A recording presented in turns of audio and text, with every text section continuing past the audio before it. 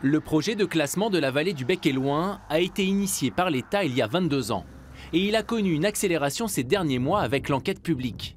Au total, ce sont 8 communes qui sont concernées sur une superficie de 1382 hectares, un territoire considéré comme un petit joyau, un patrimoine naturel que beaucoup veulent préserver.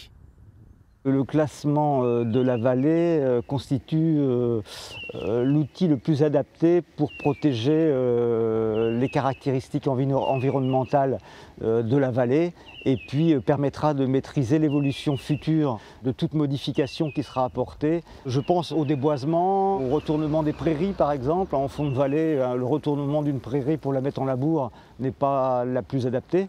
5 maires sur 8 sont favorables au classement, mais il y a aussi des opposants au dossier. Jacqueline Spack en fait partie. Cette exploitante sylvicole possède 214 hectares de forêt. Ce qu'elle dénonce, ce sont les lourdeurs administratives à venir. Pour certains travaux, il faudra demander l'autorisation au niveau ministériel.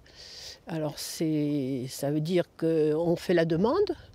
On peut attendre 8 mois pour avoir la réponse. Si elle n'arrive pas tout de suite, on peut refaire une demande, attendre à nouveau 8 mois.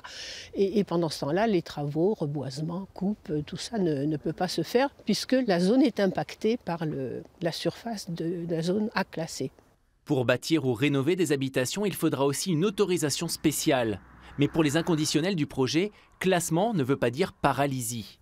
En tout cas, on connaîtra le résultat de l'enquête publique dans un mois et normalement, dans un an, l'avis définitif du ministère de l'écologie.